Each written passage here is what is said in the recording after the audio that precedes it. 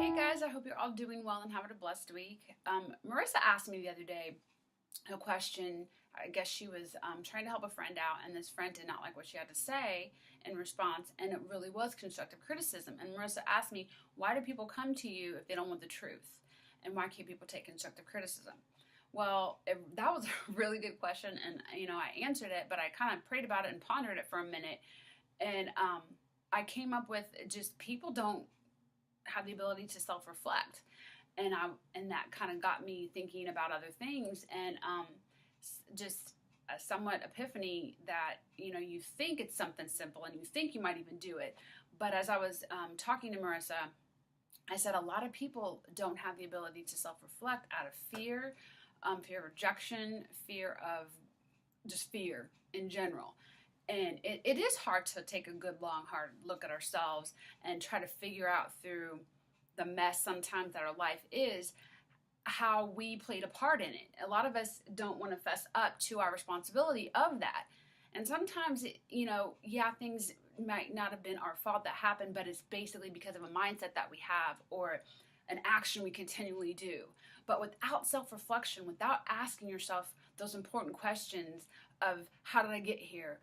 What do I need to learn from this? And more importantly, how can I change my surroundings, my atmosphere, myself to not be here anymore? And the saddest thing is, and you can't, first of all, you can't really avoid self-reflection, because without self-reflection, there's no growth. And without growth, there's no prosperity. So some people that I know that are my age, 40 plus, are still dealing with the same mindset that they had when we were in high school or even younger. And I call it a poverty-stricken mindset, not because of financial in any way, shape, or form, but I call it a poverty-stricken mindset because you're still exactly where you were, fighting the same demons and battles that you were 20 plus years ago. And and if that's you, I'm sorry to tell you, but you have not really grown. And I know many people like that. And I guess is like I was telling Marissa, I said that is the saddest thing, because as hard as it is to self-reflect and change your life, sometimes as a person or people in your life, sometimes it could be a place and you need to relocate. It might be a job, or it might be actions and thought processes that you have to mature on. But without self-reflection, as I told Marissa, nobody, and that includes myself, nobody will grow. You will stay exactly where you are for the rest of your life. And I really do not want that for anybody.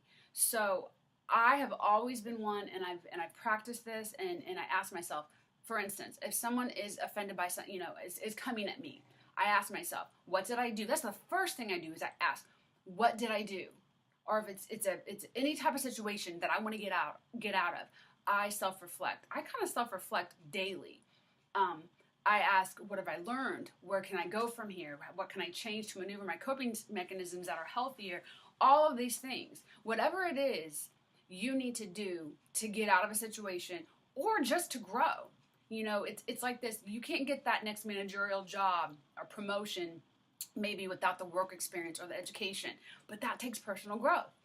So that's where self-reflection comes in, and I want to encourage everybody at some degree, at some time, self-reflect, evaluate your life, evaluate your surroundings. Do you want to go a little further in an area of your life?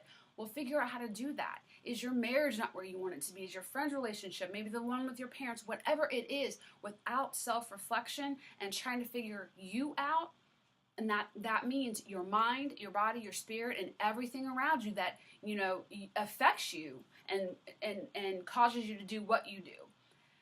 Just self-reflect and ask those questions so you can grow. And because the biggest thing and the biggest regret I would have for you, for myself, and for anyone is getting at the end of your life and realizing you've literally been at the same place and done the same thing, and you truly missed out on your purpose. So again, make sure we're self-reflecting.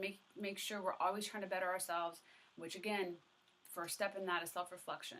So that's what I told Marissa, but it surprised her that most people can't do this. And I said, it really isn't surprising, because sometimes looking in the mirror can be the scariest thing. But to me, the scariest thing would be, like I said, getting to the end of my life and being exactly where I was at the beginning. So I hope this word helps someone, and I want to encourage you guys to just go out and be the best you can be. And because you are blessed, make sure you are a blessing. Thanks. Have a great week.